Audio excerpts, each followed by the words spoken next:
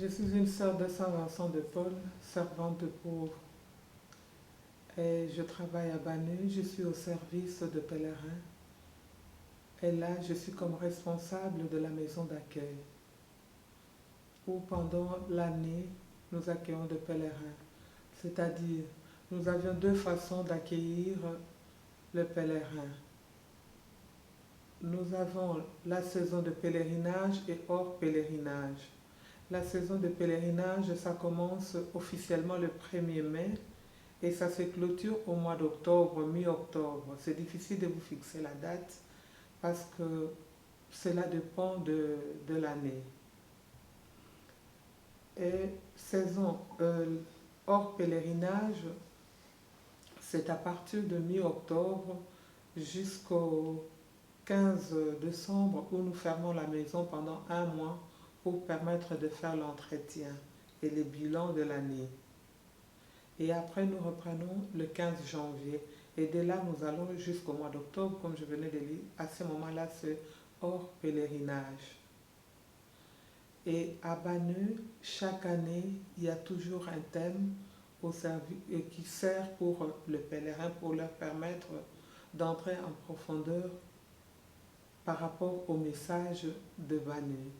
Au message de Banu, c'est-à-dire lorsque la Vierge a apparu, elle a apparu à une jeune, à un enfant, Mariette Beko. Et lorsque lui a apparu, elle est apparue 8 fois. Et pendant ces 8 fois, il y a eu de messages. Mais la première fois qu'elle a apparu, à ce moment-là, elle n'a rien dit, la Vierge a murmuré pour s'approcher de l'enfant, ainsi de suite jusqu'au 8e apparition. Et parmi les apparitions, ce qui me va toujours au cœur, c'est celui du 11 février, là où elle a dit « Je suis venue soulager la souffrance ».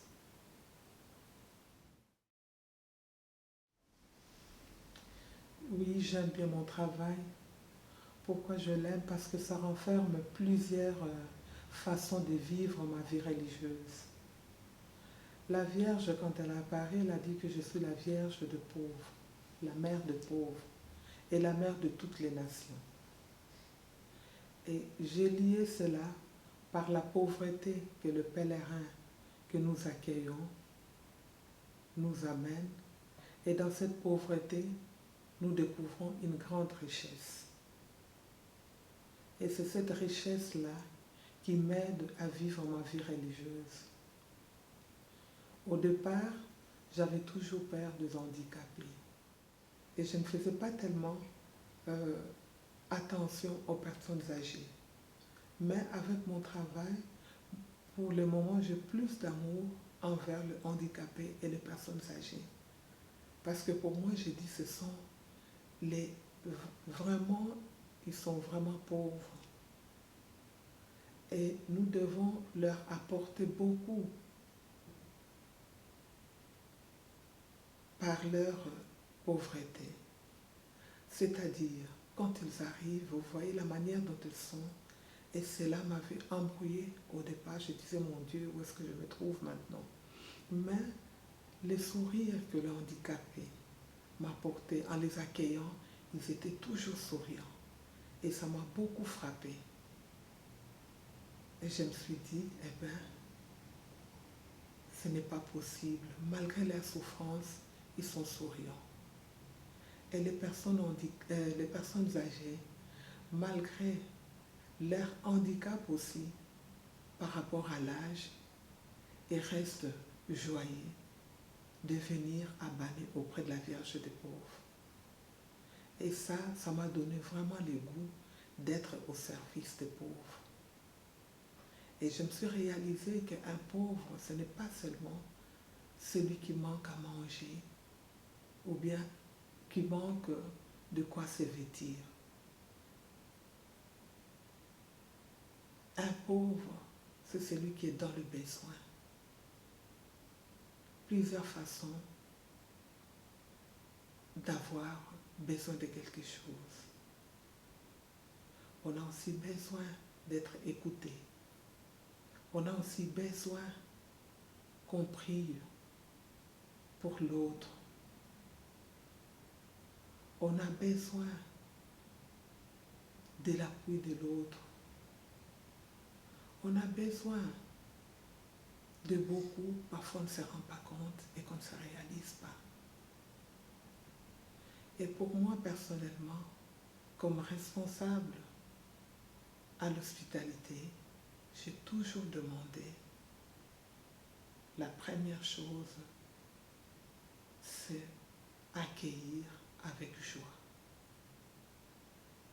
En accueillant avec joie, de rester aussi disponible.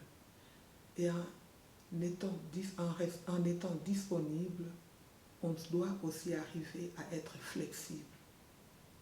Parce que ce n'est pas facile, du fait que ce ne sont pas les mêmes personnes que nous accueillons. Nous accueillons des personnes de plusieurs nationalités, de chacun a son caractère, mais l'adaptation est importante.